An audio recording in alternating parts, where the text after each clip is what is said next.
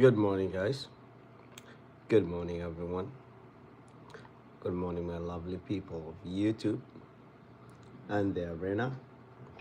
Let me see my voice. Yeah, I am muted again. Once again, I am muted on the arena app. Always forget it.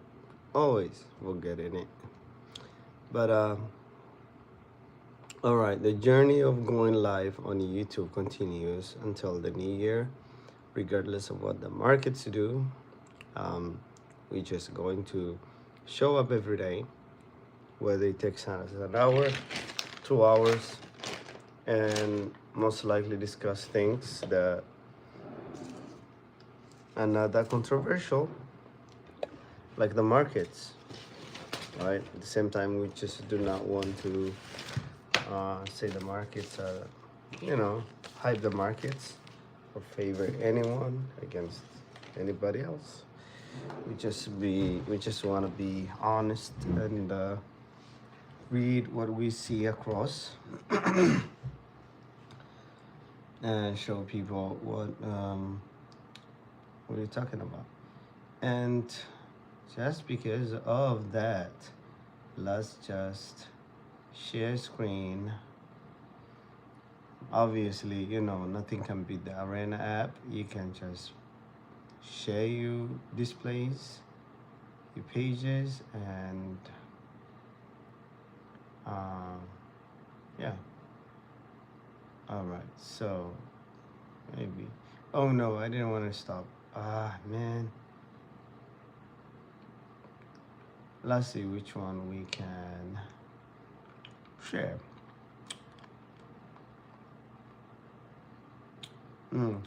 First one, we're gonna go back and start from the Ribble news. So as you know, the market updates. Oh, shall we do the market updates first? Oh, I forgot to go live on my TikTok. Give me 1 second.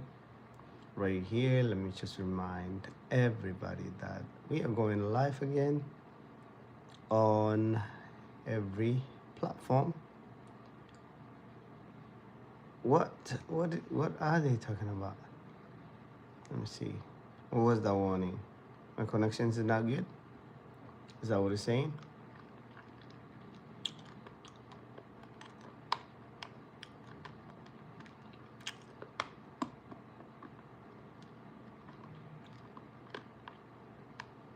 Sorry guys, my throat's still not functioning as supposed to. We love that.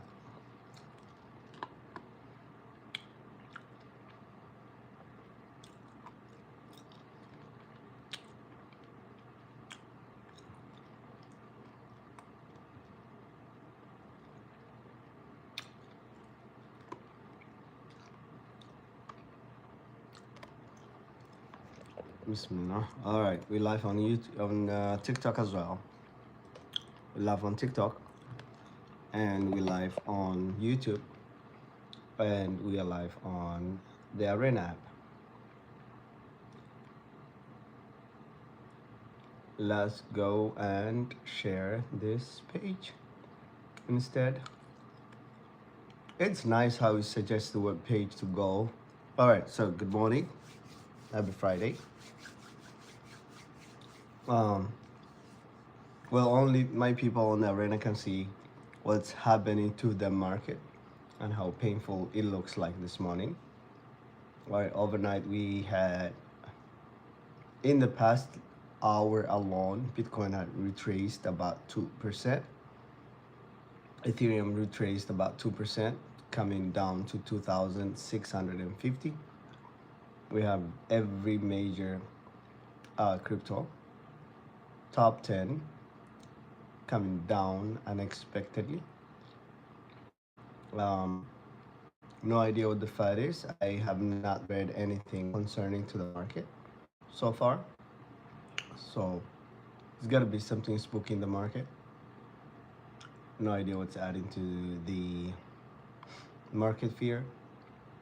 Here we got the fear and greed coming down to the lowest levels we have seen, 11 points.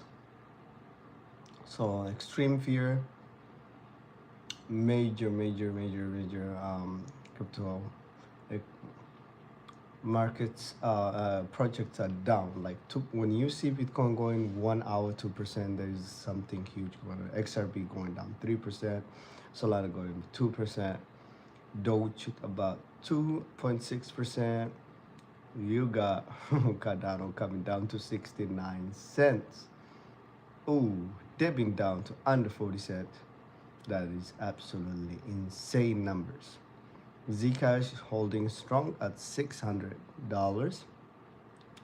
Um, yeah, Avalanche at $12.73, down 2%. So the market is bleeding extremely badly. I mean, BNB is down to under $800. That is insane. If you go to the crypto bubbles, let's go visit the bubbles. The bubbles for the hour. The top 100 are absolutely bleeding. You have Tensor coming down at 14%. Oh, that's not top 100. Oh, wait a minute. Where am I? Why am I in top 300? All right, so you got every single major project down at least 2%. Well, majority of them 2%, some of them 1%. But you got the market bleeding like it has never seen just for an hour. You got the day, ooh, 15%, 19%, 20% down. You got Aave coming down at $150. You got major crash in the market. For the weekly, everything is down except few outliers here and there, including Aster. So huge correction going on. Zcash for the month is up 124%. Whatever this project is, Stacknet, whatever that is, I've never seen that. I mean, I've seen it a few times, but I'm not interested in it. So for the top 100, if we check the past hour, let's see what is the biggest losers. About the 3%, 20% for the day. That's Eldrom Finance. All right, you got Mental coming down at 3%, down 19%. BitTensor coming down at 18% for the day. You got Hader Hashgraph coming down at 14% at 12 cents. That is insane. Now you have Cardano becoming one of the biggest losers of the day.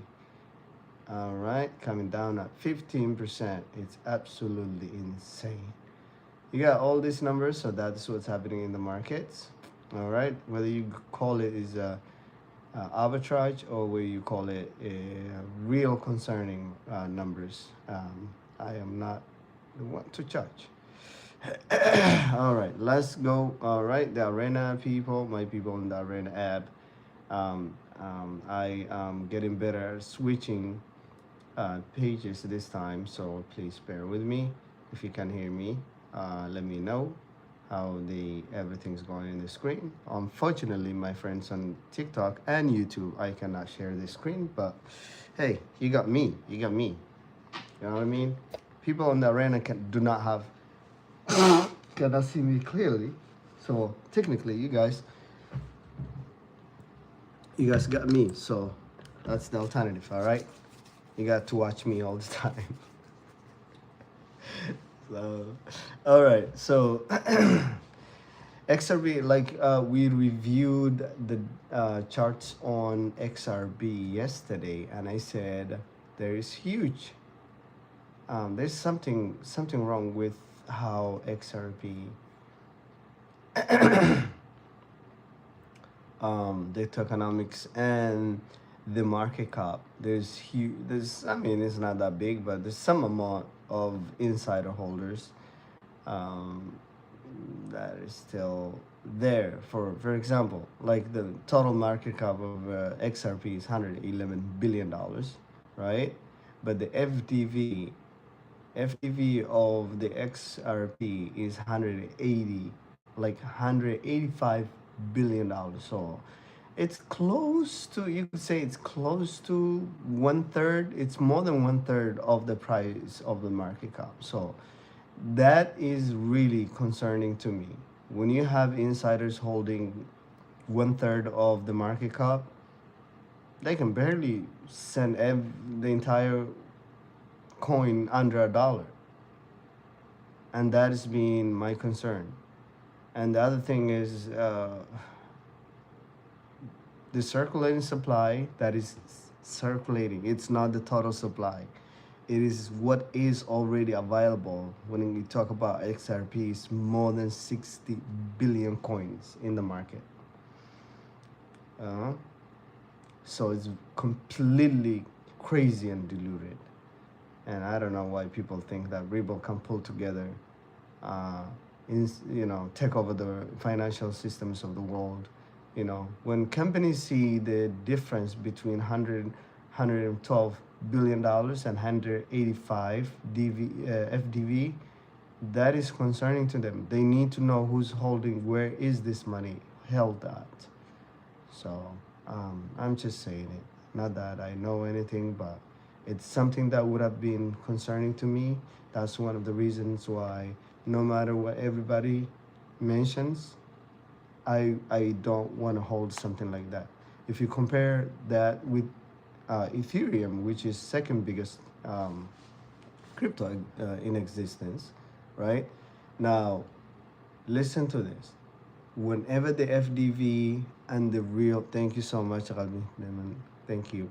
Whenever you see the market cap, the real market cap or the posted market cap and the FDV close, that means there wouldn't be that much insiders. Yeah, whales can sell, and that is normal to see in the market, but it's very hard. I mean, there's no insiders then. So if you take Ethereum, for instance, the FDV is 325.9. I mean, let's say 326 billion, right? Currently, because of the correction. But the market cap is 126.7 billion. So it's exactly 1-to-1. It's exactly 1-to-1. That's why people prefer Ethereum, although Ethereum is more expensive. It's like, hey, there's 120 million total supply. Obviously, the rest comes as a rewards, and they're rewarded to the stakers, which is a safe way to bring tokens in the market, because people are putting billions of dollars on the line by staking their own money, and they need to see a reward, otherwise they won't be incentivized to do that. So it comes out as a reward to all the stakers, which is safe, right?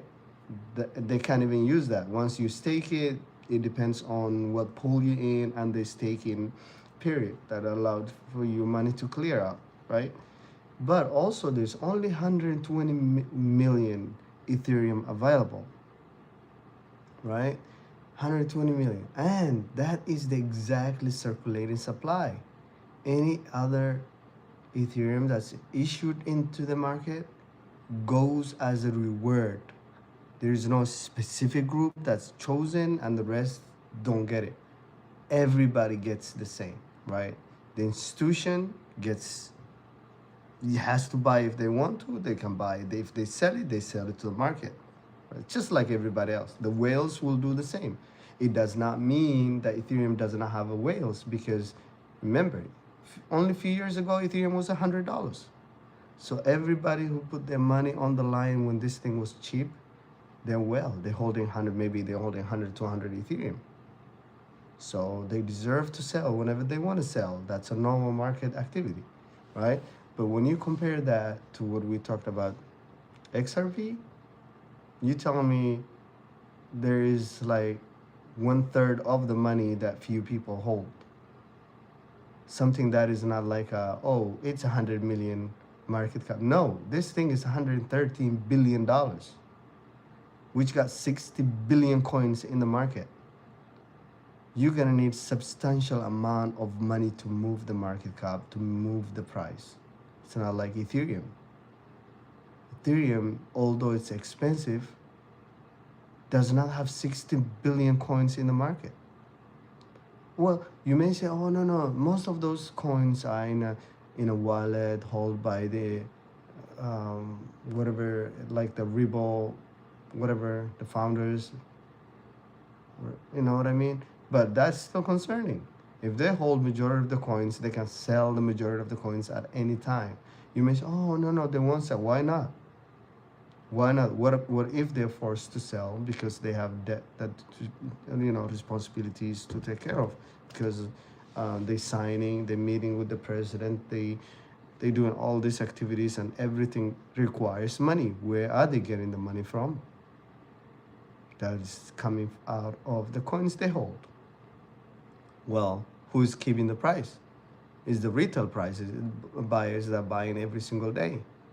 That's where the money is coming from. Unless they, and I don't think they have any other, I mean, they could have other incomes, but, so, all right. So let's see what's happening here. Let me share this tab to my Arena family. Thank you for being here, the Arena people. We only discuss some read articles. I only overview what's going on in the market. I do not go deep into the market. I don't care what the specific coins are doing. This is a market, so I do not advise anybody or tell anybody what to buy. That's your own choice. I don't care what do you buy, what do you put your money into. We're just gonna look at what major institutions are talking about. We gotta look at what is the news. If it's bad, that is, remember I said, the market only needs a tiny, it was just yesterday when I was like, the market does not need huge amount of negative news. The market only needs a small, just you hinted from anybody that's worth listening, and the market goes down. Yesterday we were in a better position, but I told you guys, I didn't even know there was a data coming out, and I was on live telling everybody, talking to everybody, that the news came out. And what it was the job market came out, and it was higher than expected. More jobs were available to everybody in America. See what happened to the market. As it just needs tiny bit of news, whether it's a comment from Trump, whether it's the SEC, whether it's something about regulation, where it just needs a news. It does not matter how, even if that news is real, it doesn't matter. And remember, we had 40 days of government shutdown. That data did not came out into the market. We didn't know what NAFTA notice. Thank you, thank you. So we didn't know what was going on for 40 days plus. We didn't know. And the first data that came out said, oh, we had more jobs available to Americans. And look at it, within 24 hours, we came down from, I believe we rallied to 88, 87, if I'm not wrong. And look at where we're standing. And anytime Bitcoin moves 2%, you better believe every other coin, every other major coin is going to be more volatile than Bitcoin. Doesn't mean they have to, but it could be. When you see Cardano moving that much, you got an issue. You got something going on. So whether it's just to clean the market, bring prices down, and the ETFs, this institution that we all, the crypto market always wanted the institutions to come in, and we said, yeah. Once I knew this, because I said, there's no way they can just pump the market, wait until Bitcoin is 120,000, and they're like, guess what? We're gonna put $20 more million at the price of. No, they won't. The world does not work like that. They risked the first cash in the market, right? They don't care whether they make a profit or not right now, because the tax season is coming. They don't want to make billions of dollars, and maybe because they don't want to pay anything back to the government. They don't want to be responsible for any taxes. All they have to do is sell 30 days, sell their tokens, and wait before they buy 30 days. Simple. The year ends, And they say, oh man, we lost $20 billion. They make money every other place. They don't care. They just want to offset the profit. They just want some write-off. So to them, it's not a loss. Maybe you invested $100, $200. That's huge to you. But to them, no, it's a game. They first of all they playing their own game, bringing the price down, flashing the market from all the long leverages. Is it different? Yeah, it's huge different. Imagine it was $126,000. Now we're talking about $80,000. It may even go under $80,000. Now, didn't they get cheaper? They have cheap Bitcoin to buy. They don't care how much they lost. They can just literally buy right now billions of dollars and just wait until it's 200,000. And hey, we only took a loss the first year, but look how much we made this time. We're making a lot of money, right? They've been laughing at us. And here we go. Bitcoin goes down 20%. Every single person in the world is going crazy and crying. Be patient and hold. Just for a few years, give yourself 5 years and hold. Right? That's what they did. You hear all about the whales? That means they just took their time, buy it, put it somewhere safe, forget about it. Right? Those who waited 14 years, cashed out billions of dollars.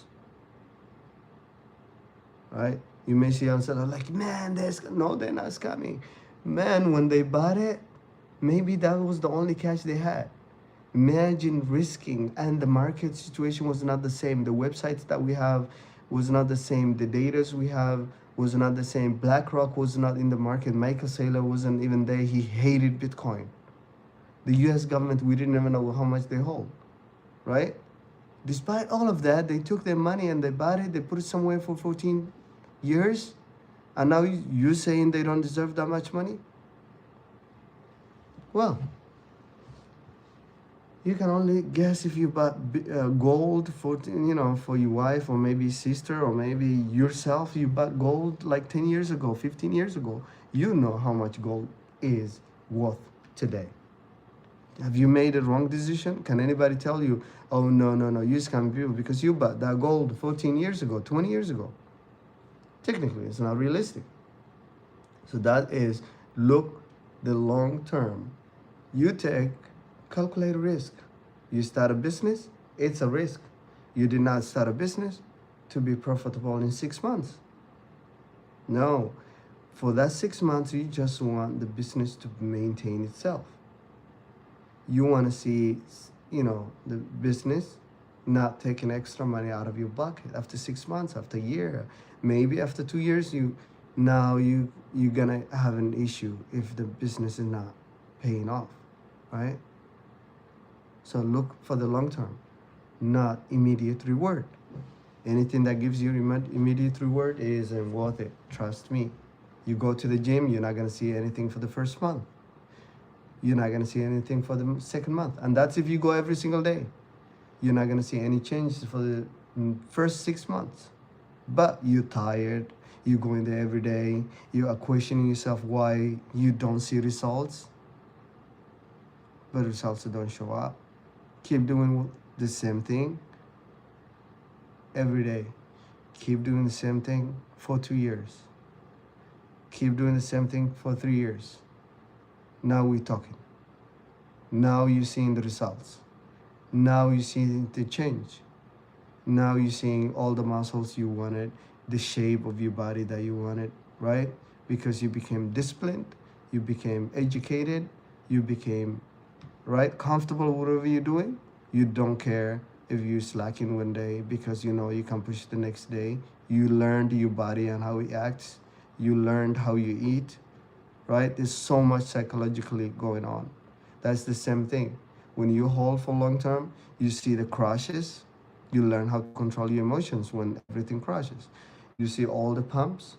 You learn how to control yourself and literally do not take the 20,000 or 10,000x. Maybe you took a little bit to maintain your brain and your cost and whatever else in your lifestyle, but you did not take. So all of that is psychological, right?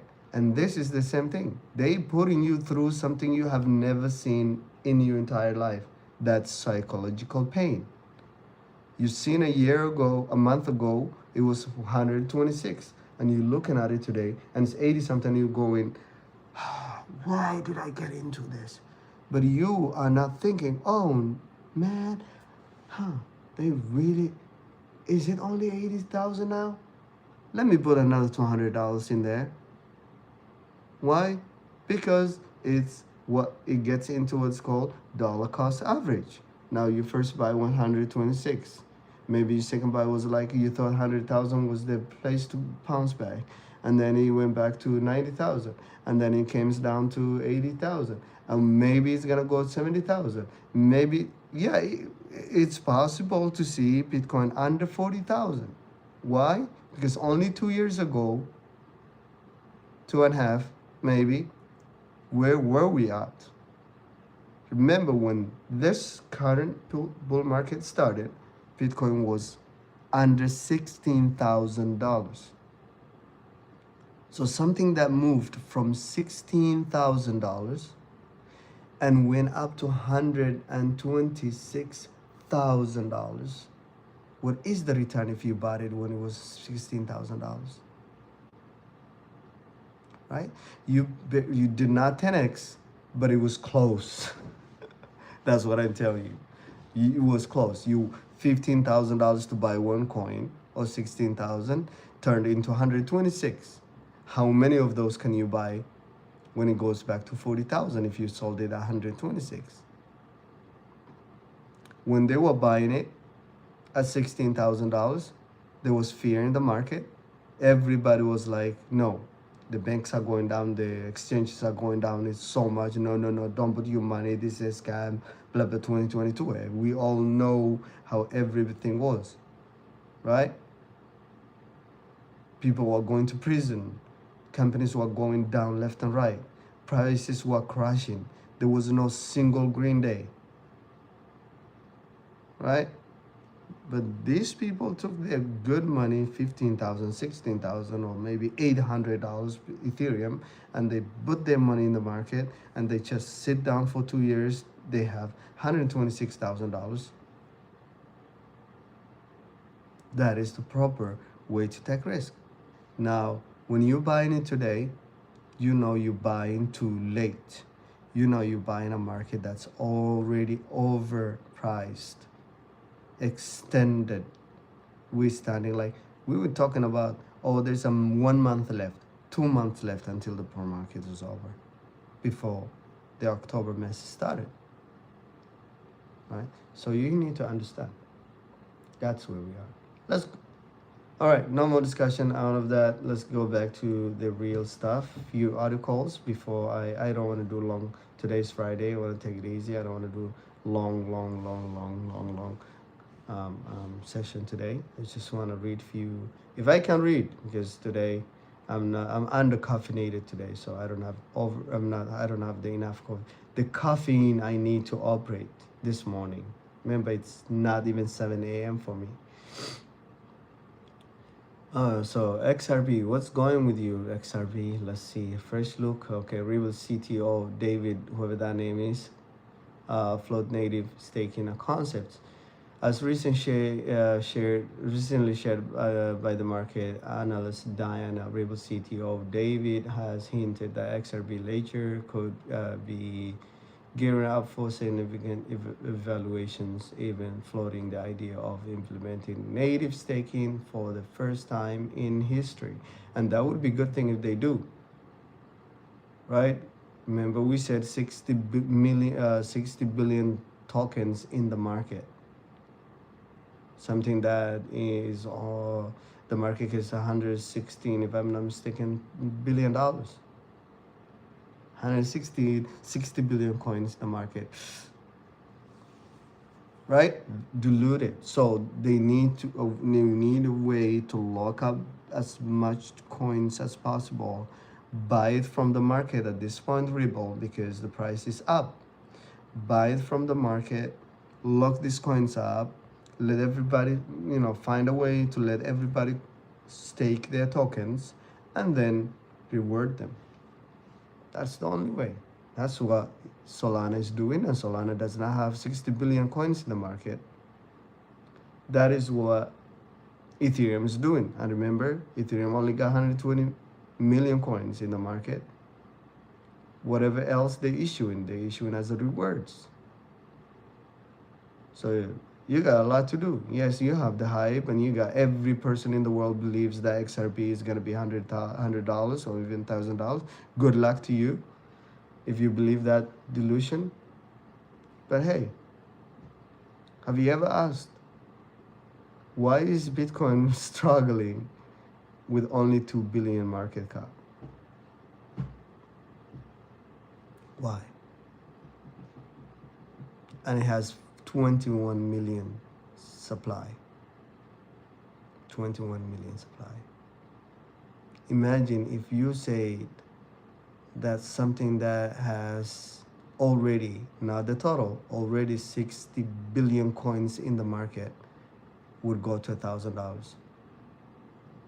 With that 60 billion coins in the market, the total market cap evaluation is half of Ethereum already. Close to half of Ethereum. Well, if we talk about how the FDV is different from the market cap, so if you count the FDV, it's technically half of Ethereum. And Ethereum is trading almost 3,000. It's gonna go 3,000, hopefully. Okay, notably the discussion signals that XRP, long celebrated for its speed, scalability, and decentralized design, may be prepared to embrace a new mechanism to enhance network security, incentivization, and smart contract efficiency. So why are they promising they would add smart contract when Ethereum got this smart contract a long time ago and has less coins? When Cardano already implemented smart contract, it was made to actually do that smart contract functionality. It was part of the design, and it's way less than 60 billion coins in the market, and it's way cheaper than XRP. Yeah, because there's no insider holders. 1/3 of the market cap is held by insiders. When you talk about it, it's XRP.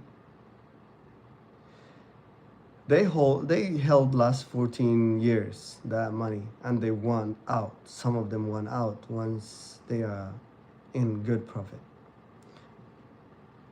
Remarks point out a possible fundamental overhaul of the XRP, including a shift to a two-layer consensus model in design, 16 inner layers validators chosen by the outer layer based on staking. That's confusing. Would operate under the incentivized systems that uses staking and slashing to maintain network integrity. Therefore, validators would earn rewards for honest participation and face penalties for harmful behavior. Align economic incentives directly with the ledger security and performance. And this is what I'm talking about. Is they want to control everybody else's coins except right? Insiders. It would help position XRP to compete more directly with the POS or proof of stake driven tokens. Remember, there's like proof of work and then proof of stake and the proof of consensus, if I'm not mistaken, which nobody talks about most of the times. But the main ones are either proof of stake like Solana, proof of stake like I think Polkadot, proof of stake like Atom, proof of stake like Avalanche. Like Ethereum, it moved from proof of work, and then you have the ones that still stay proof of work, like Bitcoin, like Dogecoin, and many other. Not so many at this time, but there are quite few still stuck in there, like ETC or Ethereum Classic. All right. He also floated the path to that represent XRP called consensus design using transaction fees to fund zero knowledge proof of stake, proof of smart contract execution instead of executing contract themselves. Nodes would simply verify cryptographic proofs that the computation were done correctly. So zero knowledge, is he hinting that they will get into privacy? That's what I'm getting from the article, but let's see where they go. All right, everyone, the arena, are you with me? Let's see how my arena page is gonna look in right now. Ooh, 8 of you here. Good. Thank you. Keep sharing. Arena, keep sharing the live. We're close to 1 hour, so. And you guys are the lucky ones that can see the slides.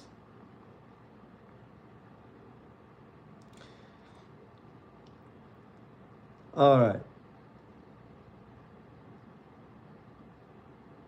So good luck with the XRP team. I will not buy it even if it 10x's. I'm not interested in something that is that diluted. I'm so sorry. I don't care. Good luck to you if you have it.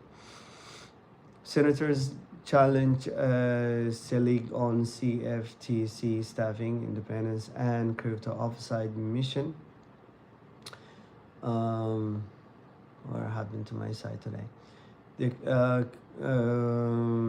committee's vote followed a fast-paced week in Washington, with the Selig appeared before the lawmakers on Wednesday for his first nomination hearing.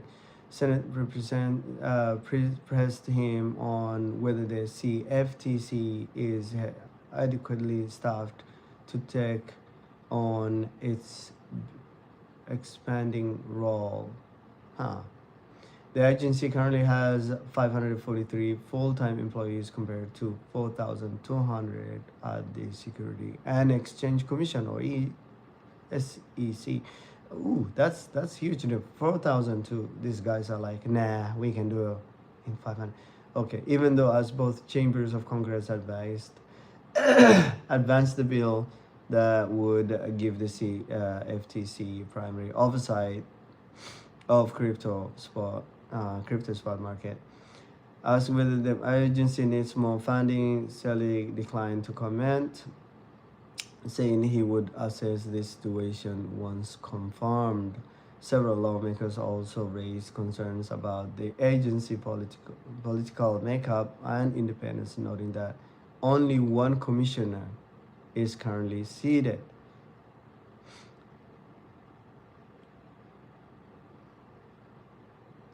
Yeah. Senator Elisa questioned whether Selig supports maintenance and balance of the 2 Democrats and 2 Republicans on the commission, and asked what advice he would offer to the president in selecting future commissions. Okay, so basically, nothing biggie to read there. I don't know how you guys see it, but for me, I'm like, I don't see anything for it. Why did I stop sharing? Why did I stop sharing that page? No idea why I did that.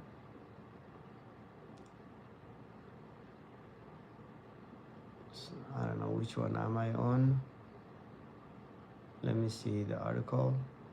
Let me see the article one more time. Oh, the ChatGPT. Let's see what AI thinks. Yeah, last couple of days was AI and everything they were doing, and suddenly the market got surprised with crashes. Okay, OpenAI is releasing group chat. Ooh, what? A group chat function for its large language model LLM.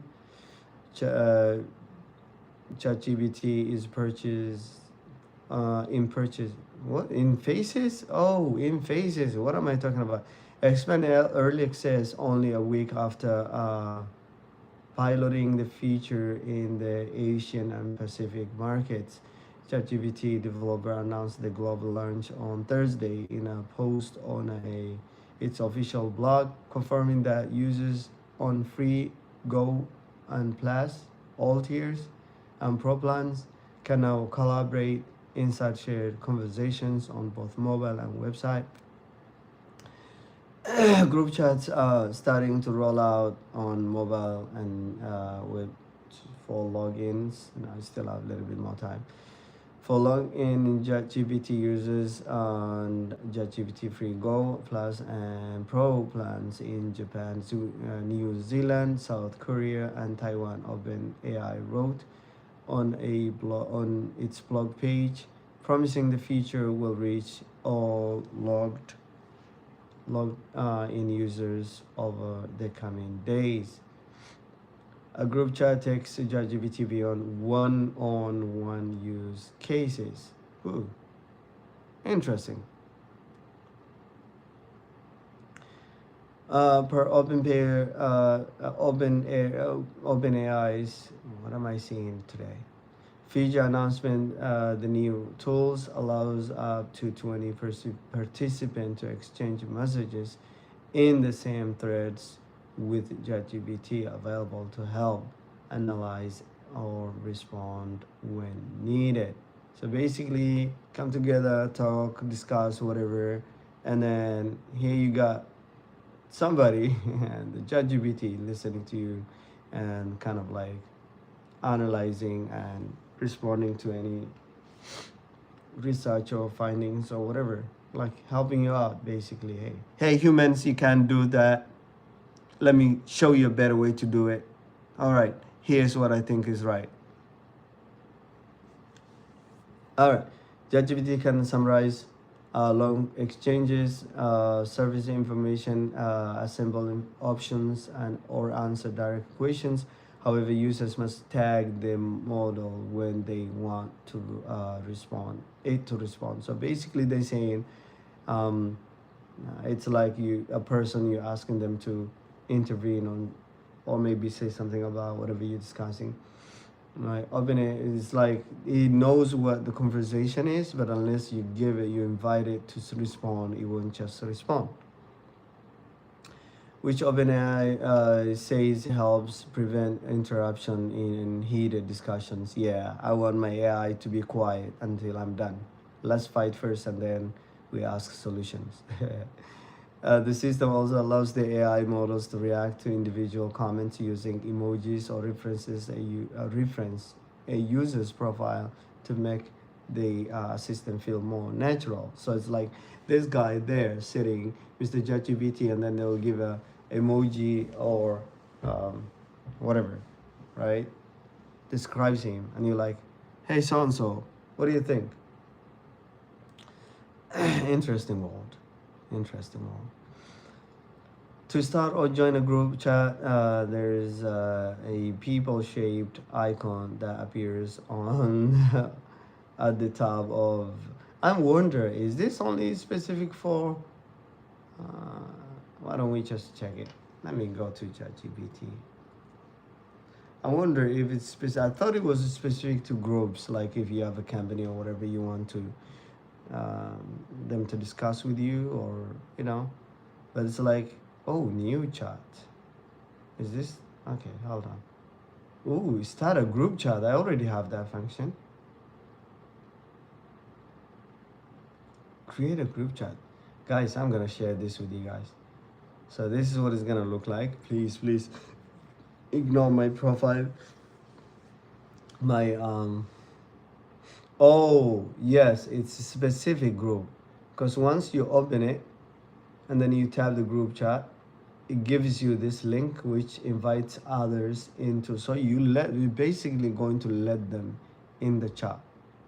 So I can send you guys this, and then you can join my group chat. That is cool. That's cool. I trust it a little bit more now. Not 100%, but I think that's a little bit more control. I like to visualize before I talk. Oh man, I stopped that screen sharing again. Sorry, Arena guys. I'm gonna help you guys one more time. We're gonna bring that page, the screen share back again. Please share, like, and comment if you have to. Let me see what my friends are saying at the Arena. Thank you, thank you, thank you. Thank you. Naiman Islam, thank you. I'm gonna follow you at the Arena. Do I say on the Arena or at the Arena? I'm old school, so my brain is still making so much grammar mistakes. Please never think I'm fluent in English, okay? I studied under 3. Okay? So take it with the from a non-professional. So thank you, Adarena. Appreciate you guys. Please share. I see some of you sharing. Appreciate you guys. It shows me 13 of you are here. Much better than my TikTok and my YouTube. I'm live on both, and trust me, you guys are doing a lot more better. A lot more better. I love it. That's why I love Arena. It's like people on TikTok. TikTok is great. Don't get me wrong, but a lot of people don't like to contribute to the. Maybe they come and watch a little bit, but they will never share. They will never send likes. Not even, who needs a gift anyways? I don't need anybody's gift. But not even the like. But you guys are killing it with 13 of you being here.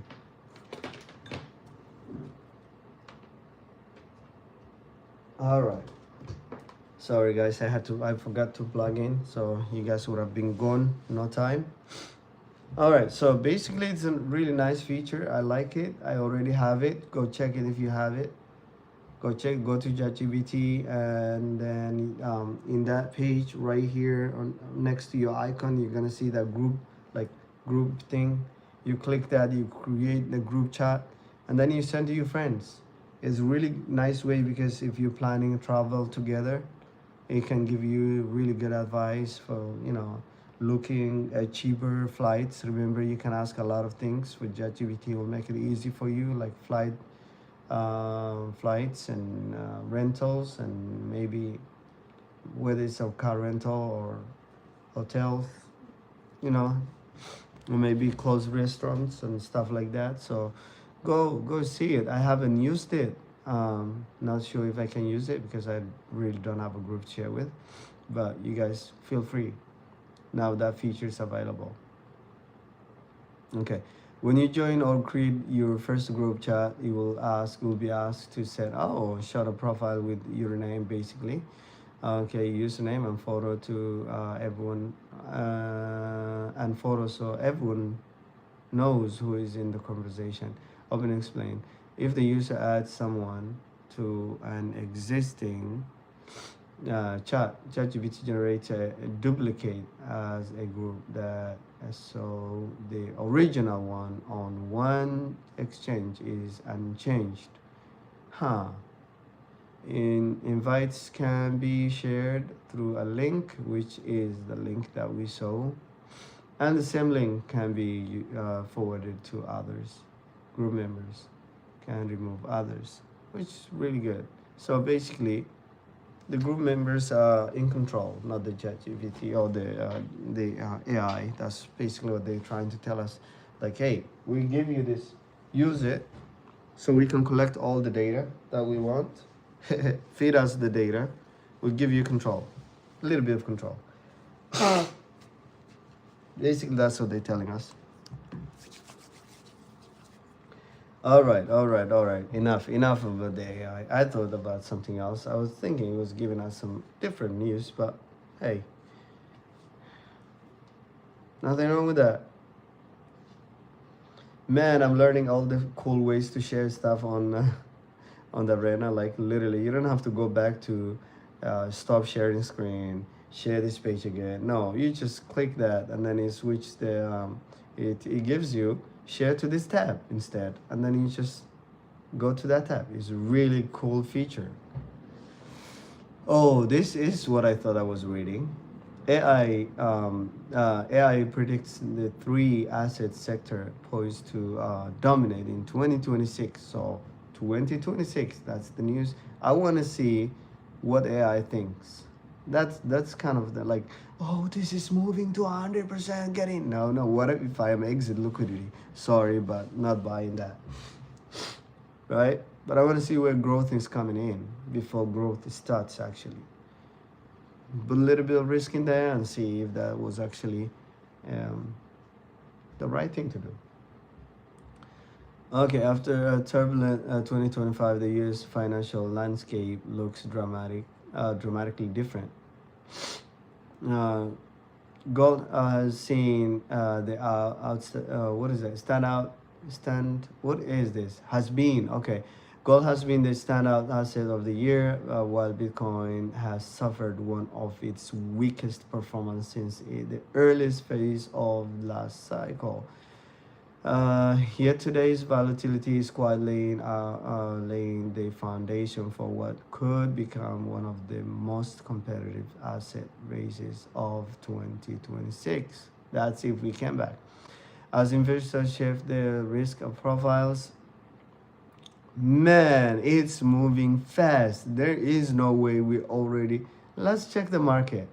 Remember, I told you guys it was 80 something. Now I'm getting notifications, it's already 85. See this, guys. I was, I was live streaming really less than like literally less than an hour. See what the market can do within that hour. I'm gonna share the screen with you guys on the arena side. Sorry, everybody else. Look at this. We were talking about Bitcoin being 4%, 2% down. It's already 2% up. Ethereum's already 3% up, right? XRP is 3% up. Solana is 2% up. In just that hour, everything changed. It still could go down. It could be a little shake out, all the shorts, and then boom, we have next move could be mid 70. But literally, when Bitcoin moves almost 3%, that's billions of dollars. Hundreds of billions of dollars. What do you mean billions of dollars? Damn, this market is driving me crazy. It's like you can't have peace with this market. Not that I want everything to go green, but hey, that's huge volatility, right? Another 3%, we're talking about close to coming back to 90,000. All right. Okay, as investors shift their risk profiles, move away from traditional safe havens and scan global markets for emerging themes, three sectors appear primed to dominate next year's momentum according to iFox models.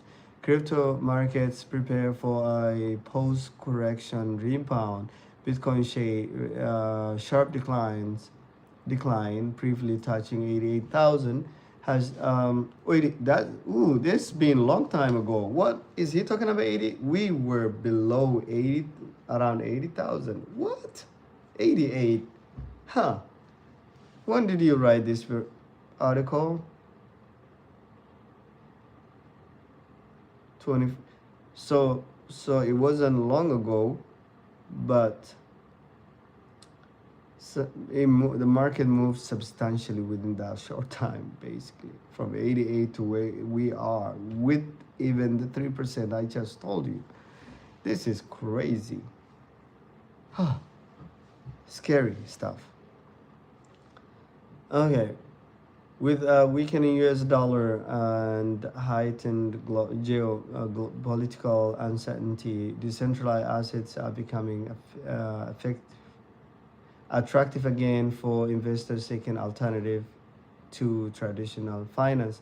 Multiple long-range projects indicate that 2026 could mark the next bull phase, with Bitcoins and other major altcoins recovering lost ground and potentially reaching the new highs once current correction ends. If this transition materializes, crypto could flip the from being one of 2025's biggest lags to one of 2026 strongest performers. So basically, the hinting is everybody was going longing gold and traditional markets, and now 2026, when those are correcting, that money could move to so they really it could be that they say we do not want to have a bear market, like, hey, if traditional markets are having a bad day, why don't we invest in and pump the maybe few months of the risk assets and move our money there to get more money from the idiots, and yeah, and let those correct and move our money back. So basically it's the same liquidity that's moving from one place to one place, because we know we're still in quantitative tightening. We have not shifted. The market has not shifted yet. Let's see where it is. 80, still standing around 84,000. Any more news that's interesting to us? Maybe this one.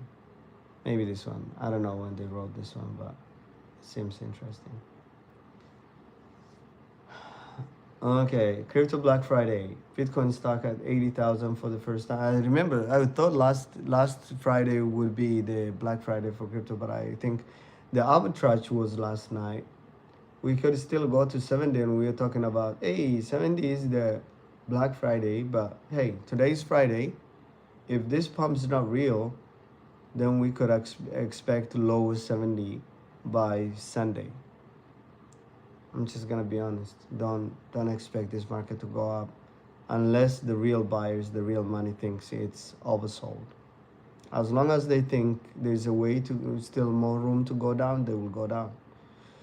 Big money is packing away. On Thursday 12. Does that mean December 12th? U.S. Listed Bitcoin ETF saw a combine of 900 million outflows. Ooh, those are the ETF selling, making the second largest single day redemption since launch in 2024. That's just a year, right? Almost a year. And that's like $1 billion, almost $1 billion for sell as the market crashed. Also, open interest in perpetual futures has plunged to 35% from October highs of $94 billion, showing just how fast leverage exposure is vanishing. Tony, strategist at IG Australia, says the market may be now testing strategies paying threshold. A direct reference to Michael Saylor's leverage Bitcoin holdings through Strategy Institute that matters. A deeper drop in Bitcoin could force merging calls, which is what I was talking about. That is what to be scared. But hey, most of these exchanges bought the Bitcoin way early, 2 years ago when it was 16,000. So unless they sold it, they're still in profit, so they don't care. Down from what am I reading? A deeper Bitcoin correction could force margin calls, especially if the coin closes on Saylor's estimated break-even level. So the guy could be in loss very soon, but it's okay. He can handle it. As of Thursday close, the strategy shares dropped 5%, and its market value to Bitcoin ratio has slid into a 1.2, down from nearly 2 earlier this year. The pressure isn't just on strategy. In a note this week, JP Morgan analyst blogged that the company's risk being removed from major indicates like the MSCI, is that MicroStrategy, USA, and NASDAQ 100, with decisions coming by January 15. If that happens, it would likely trigger billions in forced index selling. Forced selling is not something to play with.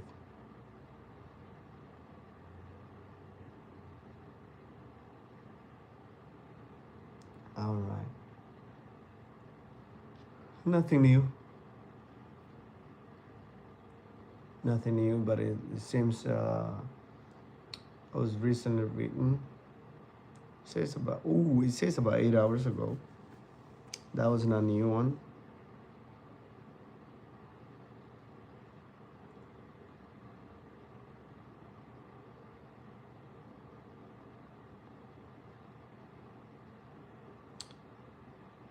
On November 21st, Peter Bandit, how do you even say the name like that? A veteran trader states, let me fix this page, stated that Bitcoin won't reach 200,000 until Q3 of 2029. Yeah, that means I have extra time to get ready. Challenging the earlier focus of crypto leaders aiming for much earlier milestones. Bandit, whatever the name is, said that he remains a long-term bull despite the recent market downturn. That's you. You're just playing with people's minds, man. That's not bull market. Viewing the current sell-off as a healthy reset that may open the door to future profits. Bandit challenged focuses from figures such as BitMEX co-founder Arthur Hayes. Oh, that guy is, and Tom Lee, who have predicted that BTC could hit at least 200,000 by the end of the year, notably by October. Hayes Lee reframes that belief in focus. We are way past. We way past that, my friend. Unless he's talking about 2026, that's already in the past. Yeah, so this guy is basically saying um,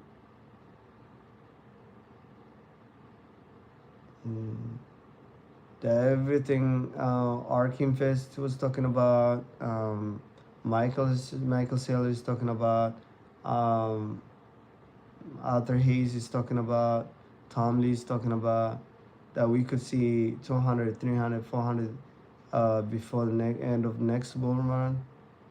He's saying that ain't gonna happen.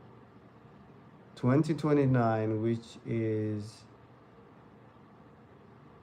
6, 7, 8, 9. So end of next bull run is like, oh, we will only 1x from here, which indicates that Bitcoin can still go down dramatically from 80,000 if that needs to be a goal. At least we need to test all-time high, last all-time high of 69 or whatever it was. At least we need to test that level as support and hold it. That means we will spend a year or two under these prices.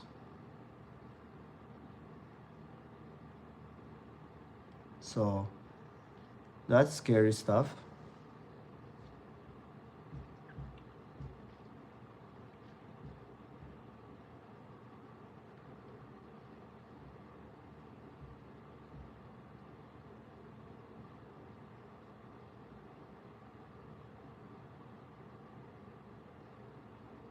I'll be back with you guys. Let me check one more time what came. Anything new that we need to.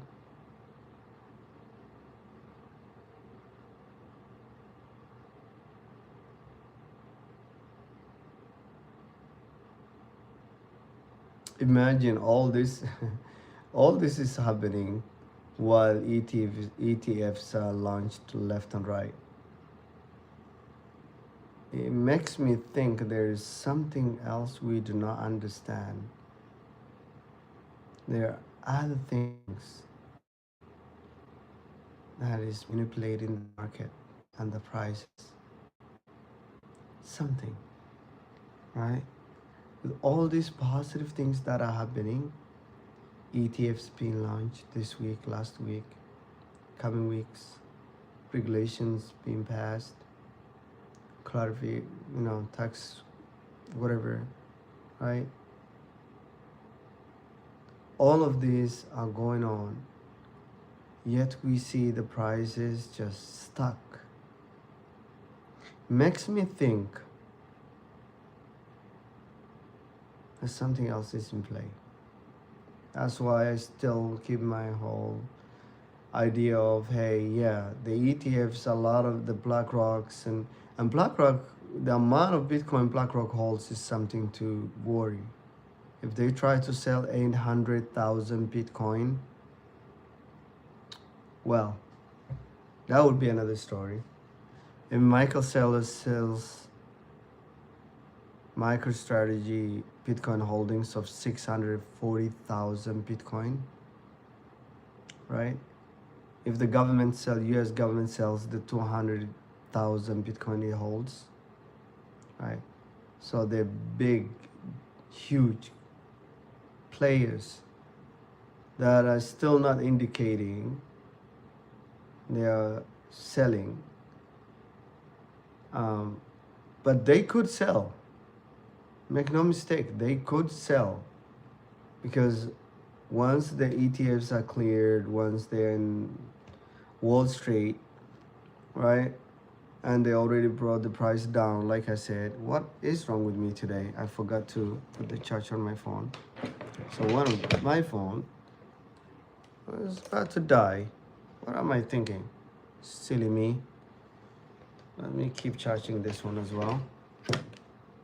YouTube is the only place that's dead right now.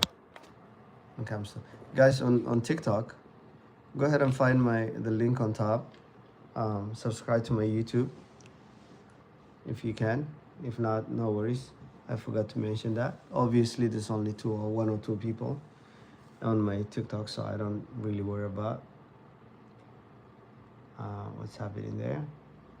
But I'm only here to share information. If people think it's not that important, that means it's not important to them. So nothing to worry about. All right. ETF season. Let's see what happened to the ETFs. They've been given really good prices to buy, in my opinion. They got nothing to worry about. While spot Bitcoin and Ether exchange traded funds or ETFs are facing some of the biggest daily outflows since they launched. Two new altcoins products packing the trend. Despite the broader market route, Solana, what 126? That's cheap. And XRP $1.92. ETF so another yet another record single day alpha day since the launch, according to the crypto ETF data aggregator SOSO value. SOSO value. This is a cool name, aggregate. Let's see, is it a website? Not familiar with this aggregator. Do they have a website? Am I sharing? It feels like I'm not sharing anything on my Arena app.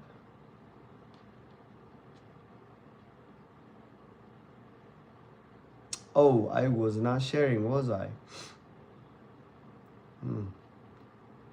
That's not good. Let me share the screen with you guys. For you guys, how do you say it? Okay, we are checking SOSO. SOSO, what are you? Your crypto knowledge and SOSO value pricing. Okay, so what are you? What kind of SOSO are you giving us, SOSO? Hey, Mr. SOSO, it's cool website. It's really cool. Lots of numbers and prices and percentages. And the FDV, it shows you the yearly ROI, it shows you monthly ROI. That's crazy. If you bought Bitcoin a month ago, you're down 22%. A year ago you down 14%. Year to date you down 10%. Ethereum for the month, if you bought a month ago, you're down 27%. If you bought a year ago, you're down 18%. Year to date, you're down 17%. That is crazy. This is really nice website. I'm going to save this website. Let me see if I can Pogi Market. I need to remember this. It could be useful. All right. Sorry I didn't show you guys. I'll show you guys what that website is on the Arena app. Let me switch here. This is how you're gonna write down, right? And then these are the numbers I was talking about. You guys see? And look at these numbers. Deepen, AI, layer 2s, meme coins. It shows you everything and the percentage they're down, I believe. Is this the percentage they're down? As a sector. DeFi is an entire sector. PayFi is a sector. I didn't know there was something called PayFi. Guys, you need this website. Bookmark it, everyone on the Arena. This is the name, source of value. It's gonna give you a nicer. Well, it just came, and then you can go to the analysis. I hope it doesn't make me sign. And this is the market analysis. And then what else we see? Watch, so you can add your watch tokens. Obviously, you need to sign in. I don't want to. And what we were checking was the market. I think it gives us even the ETFs. Let's see what the ETFs are. See, all these are the tickers, the ETF tickers. Here is where you can see the daily change. Does it show us the outflow? Inflow, inflow, inflow. Where is the outflow? Basically, there's not much inflow on the whatever this says. It needs more time for me to look at it, but this is really useful. Everyone in the Arena get this website, save it. Look at this is the number we were talking about. This is the daily outflow. Look at that, $900 million, almost $1 billion ETF outflow. It's only 57 accumulated inflow. So they're selling heavy. ETFs are selling heavy. You got the stocks. This is the stocks. I hope it just shows us. Please don't give me anything else. You got your Tesla, your coin, which is the Coinbase, your PayPal, your MicroStrategy, all of the other tickers, and they're down. Look at Hood. Look at Robinhood, down 10%. Look at, so it's not just the crypto that's crashing. It looks like everything was crashing, right? So sorry guys, on TikTok. I will find a way to live stream on my computer so you guys can also see one day. For now, there's only one group that's having fun. You got the indexes. I have never checked the indexes, but these numbers look scary. Look at the 3 months ROI, the 1 month. So the indexes have even like these two have really good yearly returns. I don't know what they are, but look at these numbers. Look at this. Imagine if you're holding the indexes. This is really nasty. 68, 72% down, 75% down. Who was holding this? What are these indexes? I hope this is not crypto related because that is really scary. Let's see. Are they telling us what this is? SOS's value CFI index targets the most valuable and tradable tokens in the SIF sector. Is it, what kind of sector is it? What coins are in here?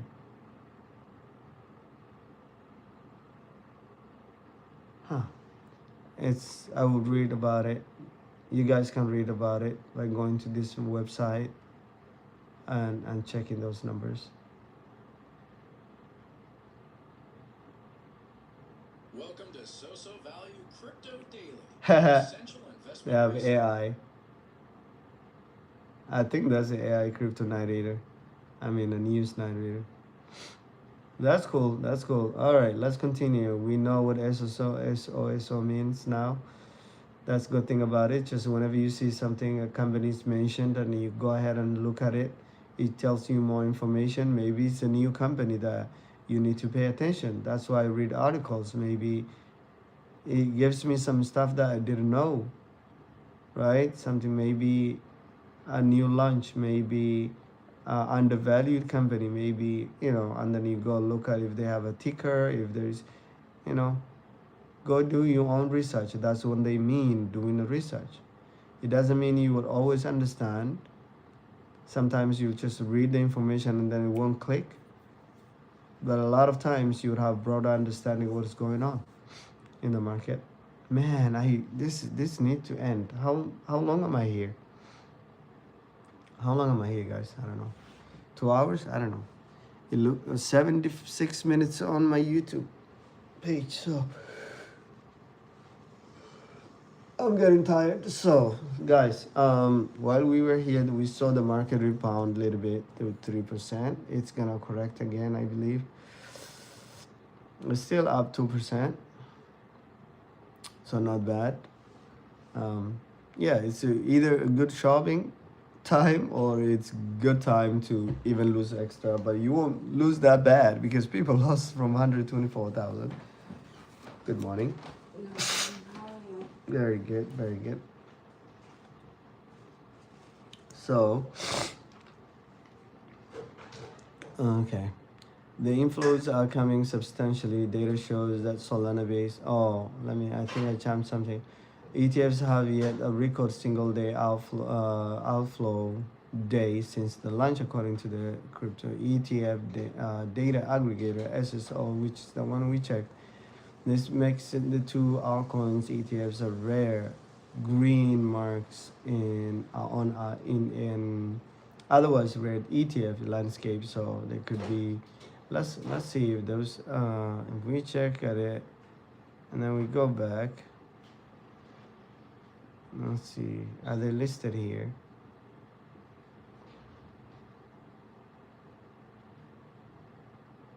There'll probably be smaller ones, if I'm not mistaken, unless I don't know how to check it. Let's see. Oh, I'm checking the market, the entire market. Hold on. I'm making a mistake. Let me say ETF. And then, well, I can't tell. Can you guys tell? I can't tell. Anyways, never mind. I'm not sure if it's green right now because, hey, nothing, I mean, forget about it. All right, the inflows become substantial. The data shows the Solana-based ETFs have accumulated nearly 500 million in net inflows. The XRP ETFs have seen 410 million in accumulations net inflows to date. The divergence comes amid one of the most severe multi-week outflow streaks, which we talked about, totaling $900 million worth of selling coming from the ETFs. But remember, those stocks they bought last January to be specific, was when these ETFs were buying.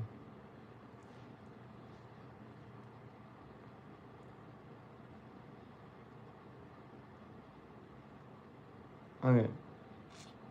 So BlackRock Bitcoin ETF sheds $2.43 billion in November as of outflow hits record 3.78, basically $3.8 billion. Bitcoin slams down to 86, which is it's even lower than that right now. We're seeing bad numbers left and right.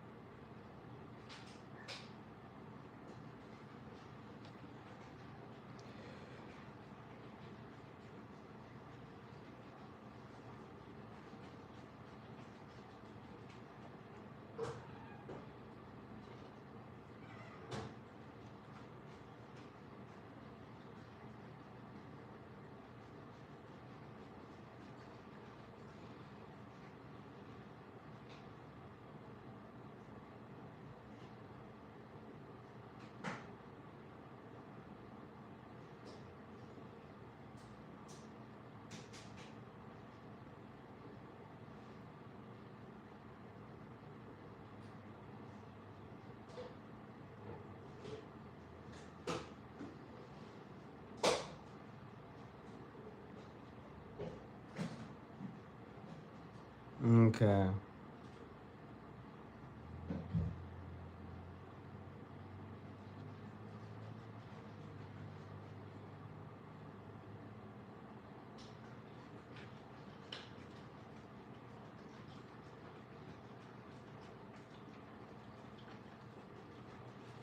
Okay.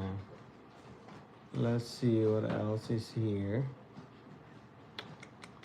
What page am I sharing, guys? All right, let's switch to this page.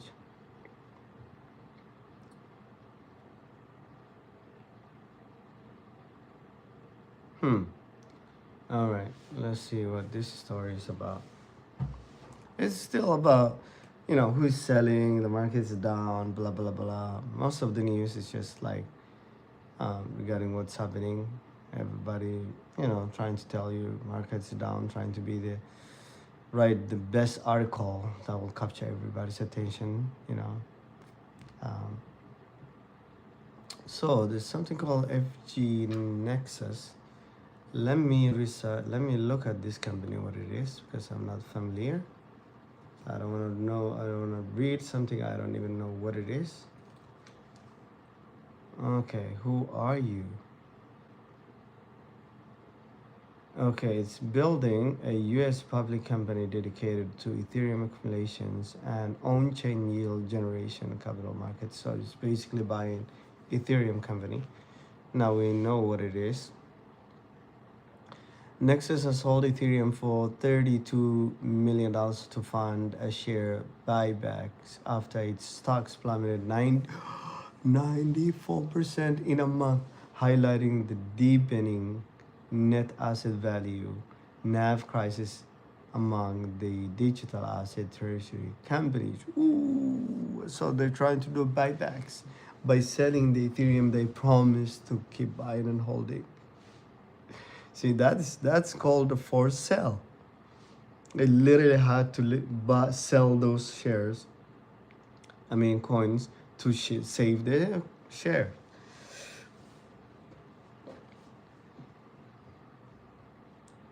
The sell falls ETH Zealous 40 million exit in ETH on October, underscoring growing pressure in an industry that manages more than, am I sharing this, guys?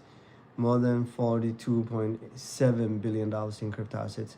This wave of forced selling, remember, that's what I'm talking about. That's what everybody's scared. Is like these companies, if they're forced to sell, you're looking for a disaster. This wave of forced sales highlights vulnerabilities in cryptocurrencies operating treasury models, as companies face shares trading below the value of their underlying holdings. So basically, MicroStrategy will be closed very soon. So basically, they had 1-to-1. So basically, a lot of liquidity was going on. Now, as the price of Bitcoin goes down, their shares, the value of their shares also decreases, and they could be in the negative, right? Point something. And we've seen that. I think Grayscale in the bear market 2022, I think it was holding like, there was they were telling people to buy ETFs underpriced, like 50% of the value. Um, Nexus has revealed that it sold 10,000, almost 11,000 Ethereum in October to support 200 million share buybacks. The company initiated the buybacks after the stocks had fallen sharply below the NAV, a measure of cryptocurrencies' underlying value per share. Okay, the Nexus retained 40,000 Ethereum at the price of 37 million in cash, with total debt raising to $11 million as of Wednesday, almost $12 million. The company's repurchase of 3.4 million shares, about $3.45 each, represents 8% of outstanding shares. Management point out that the shares were purchased at the discount to NAV, which reached about 3.94 per share mid-November. So basically, they bought it back, pumped the price. They could sell it. Ethereum goes cheaper, and they sold it. So they're in good hands, to my opinion. Their strategy requires about $10 million of debt and 21% liquidation of Ethereum reserves from September levels. Similarly, ETHZilla announced an ETH sale about 40 million to facilitate share buybacks, purchased about 600,000 shares for nearly $12 million since October 12th, seeking a relief from persistent 30% discount to NAV. Leverage structure and the market pressure when DAT companies shares data trading at a discount to the value of cryptocurrencies in MNAV below 1.1. Shares push management to release, and that's could happen to market strategy. And I believe like a lot of this are done to make sure to test the companies like this or MicroStrategy, see how much pressure they can hold. To raise the hidden values throughout a buyback, the DAT companies deploys 42.7 billion in dollars in crypto in 2025, with 22.6 billion dollars accumulated in Q3 alone. And this expansion has fueled by Bitcoin's rally above 127 in October, but subsequent reversals have exposed weaknesses in the capital structure based on leverage. Interesting. This is an X.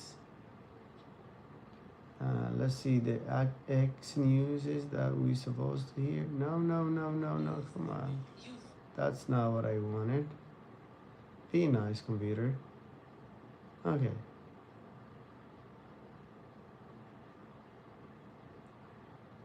And later on, the demand for electricity will go up, the demand for oil will go up. We'll come back to that if we have time for him today. Let me share this with you guys instead.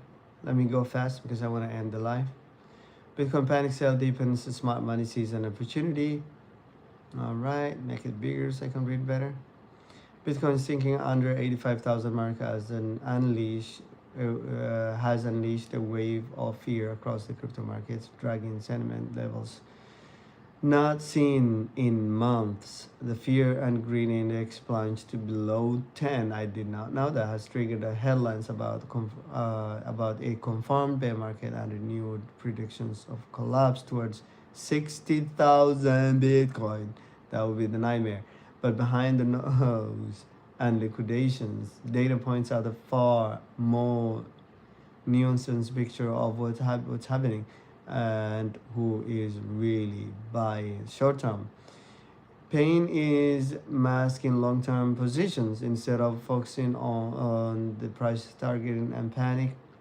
Some analysts are dissecting who is actually exiting the market and who is equally stepping in. One of the most vocal voices on this front is CryptoQuant CEO Ki Yong Ju, who argues that the current environment punishes leverage traders but may offer an unusual attractive zone for long-term spot buyers. Ju's point flips the typical cycle narrative according to his on-chain data. Uh, he The hot phase of the bull market technically peaked earlier this year around 100,000 region. Classical type theory would normally expect reset towards the realized price near $56,000. Joe thinks he might not get we may not get that deep of a retracement this time. Yeah, if it was 100, it would have been, let's say we lost 26 there, 36 to 90. Yeah, around $40,000 retrace. 40 around 46 44 to 46,000 already retraced. So it would have been from 100,000, would have been below 56 if this retracement happened, like he's talking about. But we came down from 126, so that's still a substantial correction. The difference today, institution ownership companies such as Michael Saylor's strategy hold massive amount of Bitcoin are not expected to sell into a weakness, with some coins locked away for short-time traders. Supply shock can hit faster than previous cycles. Liquidity matters more than fear right now. Another reason Ju remains constructive has not to do with the price charts. It has to do with the politics. Government across the world have a strong incentive to keep liquidity levels until at least mid next year. And US has not even started the quantitative easing yet. So if that happens, we are going to see a retracement basically. If that trend continues, risk assets could bounce hard without warning, mask aggressive shorting dangerous levels. Consolidation is not capitulation. Bitcoin CEO Hunter Halsey offers a complementary interpretation, not from an on-chain lens, but a behavior one. He describes the current environment as a redistribution phase where long-term investors steadily observe assets from short-term participants.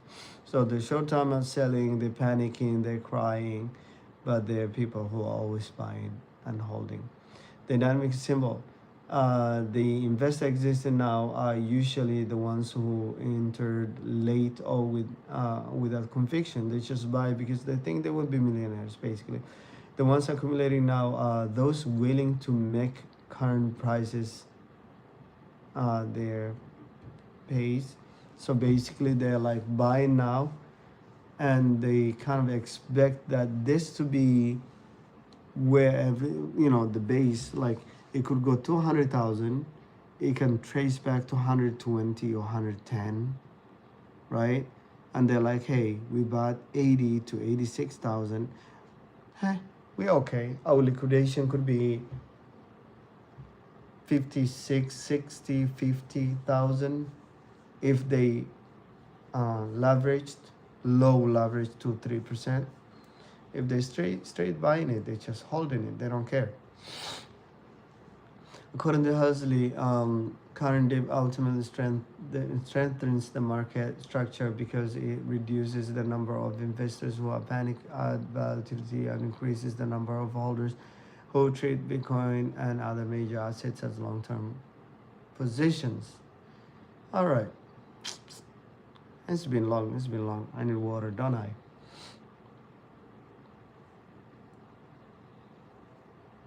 Let's stop there today. That was a lot of reading. There's a lot of fear in the market, obviously. There's a lot of skepticism in the market. But remember, Bitcoin is down from 126,000. It's lower $80,000. So you are not buying the top. It really corrected. You need to understand that. It's a really good position. Not advising you to do anything with your money, but use your judgment. We are not. Andrew Tate loses 800. What? This is okay. I gotta read this, guys. I gotta read this. Although this was yesterday, I have to read this. Okay. The market watchers have labeled Andrew Tate one of the worst traders in crypto landscape after he was completely liquidated on high liquidity, losing $800,000. And you guys are playing around. These guys, he thus joins a growing list of high-profile traders who have seen the fortunes evaporate on the platform. Everybody thought Hyperliquid was something amazing. Okay, maybe it could be even Hyperliquid themselves liquidating these people. Okay, the repeated liquidation suffered by Tate dramatically underlined the harsh reality of using high leverage, a risk inherent trading cryptocurrency derivatives. My.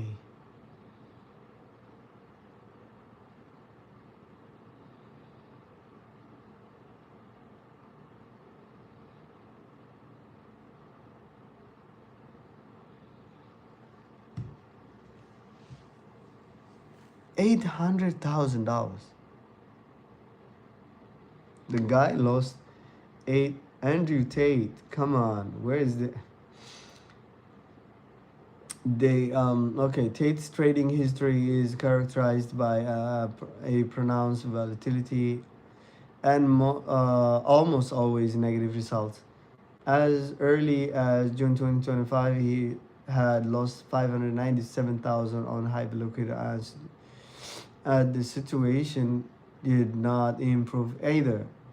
Staplan analysis pointed out that in September, Tate opened a long position on the token World Liberty Financial, suffering a loss of $69,500 a few minutes later. He opened a new position being hit with further losses. His losing streaking continues until this month.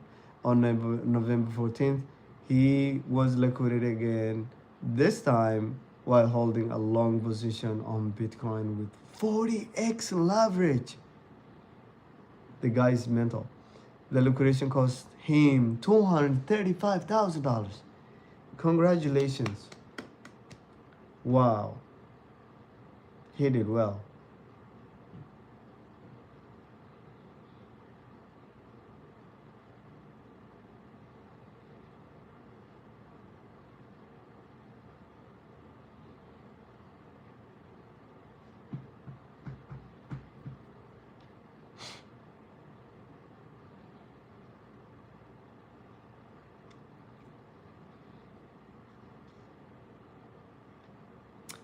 So I would stop there because if I continue, nothing stops. I always keep talking. You know what I mean? I'll keep talking. I'm not going to discuss any of these other articles. Nothing really, really like huge to discuss right now. Bitcoin is around, I'm saying lower 80s. I expect high 70s to lower 70s. Yeah, so good luck everyone. There's always risk in the market, so be intentional with whatever you're doing. Immutable 18% down for 24 hours. What is it? Airdrome Finance is down. Optimism is down. Pengu is down. Dash is down. Story is down. Checked is down. Near is down. Whew, these prices are scary. Aptos is always down. So arbitrage, do what you got to do. Don't leverage. Maybe getting few that you think could be long hold for you, that you don't care if the price goes another 0.5% down, like a 50% down. You know, you need belief, you need conviction, you need time, you need patience. Otherwise, you can't win in these markets, right? All right, I'm gonna continue the live on my arena, on the arena, chat with my friends. Encourage everybody to join the arena app. If you're in crypto mindset, you're a crypto person, I really encourage you to join. There's no better place you can join.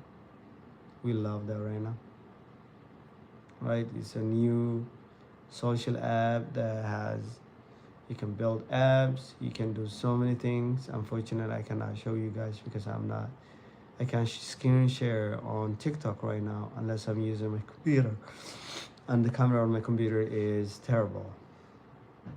So hopefully soon we will be able to. But for now, thank you everyone who joined me on TikTok. Thank you for the 100 likes.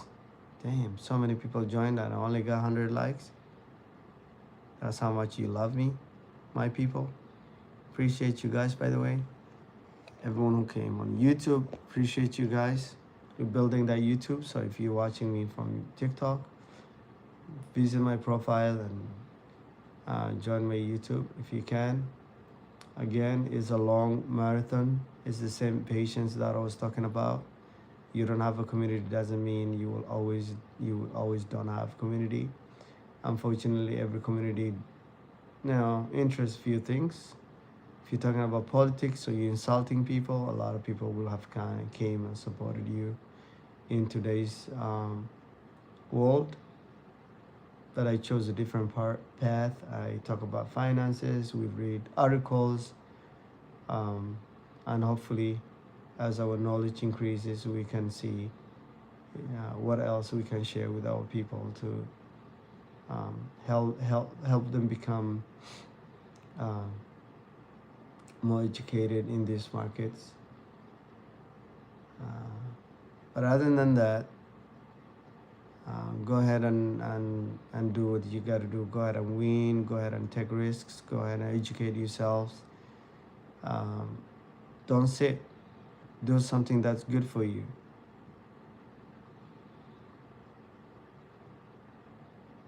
Right? Until next time, Assalamu alaikum. We are out of that place called Tikka Taka. We are out of TikTok.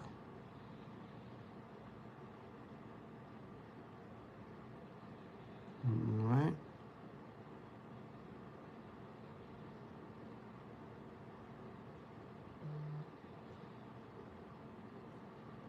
We are going to be out on YouTube. Appreciate you guys for joining.